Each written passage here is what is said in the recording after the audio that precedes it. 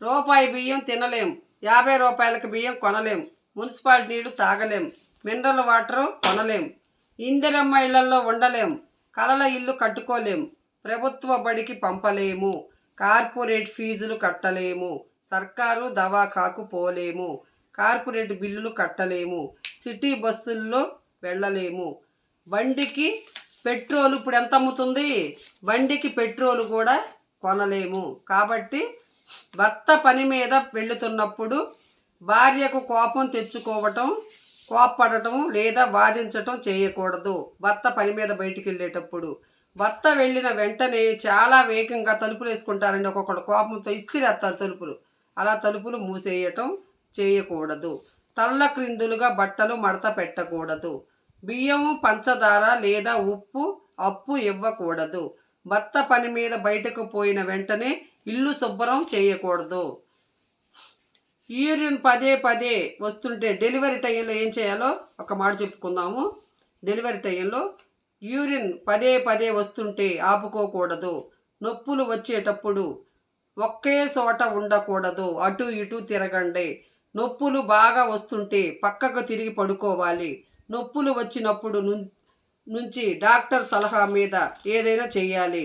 నొప్పులు వచ్చినప్పుడు అస్సలు టెన్షన్ పడకూడదు, ప్రశాంతంగా ఉండాలి. అస్సలు కంగారు పడకండి. నొప్పులు పడేటప్పుడు అస్సలు కంగారు పడద్దు. జీవితంలో నిత్యం ఇబ్బందులు ఎదుర్కొంటున్న వారు నిత్యము నరసింహ స్వామి స్తోత్రాన్ని నిత్యం పఠించండి. ఎక్కువ ఇబ్బందులు పడేవాళ్ళు జీవితంలో కనీసం విననన్నా వినండి.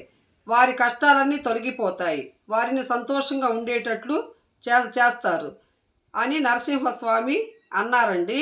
అలా శనీశ్వరుడికి మాట ఇచ్చాడు నరసింహస్వామి. ఈ స్తోత్రము భవిష్యత్తు పురాణంలో స్తోత్రము ప్రతి శనివారం ఈ స్తోత్రాన్ని కనుక చేస్తూ నరసింహస్వామికి పానకాన్ని నైవేద్యంగా పెట్టినట్టయితే కష్టాలన్నీ తొలగిపోతాయి. నరసింహస్వామికి గనక స్తోత్రం కనుక మీరిని పానకం కనుక పెట్టినట్టయితే మీ కష్టాలన్నీ తీరిపోతాయి. నాకు బాధ కలిగినప్పుడు ఏం చేయాలి? కడుపులో ఉన్న బిడ్డ కదలికలు ఎక్కువగా, బిడ్డ ఆడబిడ్డ మగబిడ్డ అని తెలుసుకోవటానికి కడుపులో ఉన్న బిడ్డ కదలికలు ఎక్కువగా ఎడమ వైపు తెలుస్తాయి. ఉదయం వేళలో అలసట వికారం ఉంటుంది. మెడ చుట్టూ నలుపు వస్తుంది. ముఖము మీద కూడా నలుపు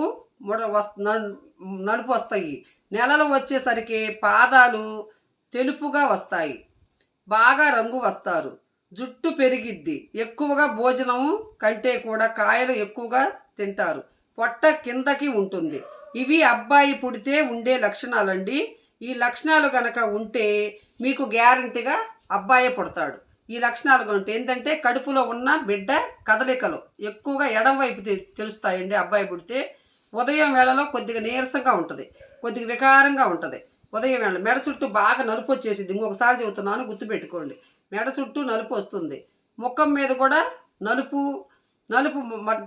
మచ్చల్లాగా అట్లా వస్తాయి. ముఖం కూడా అక్కడక్కడ.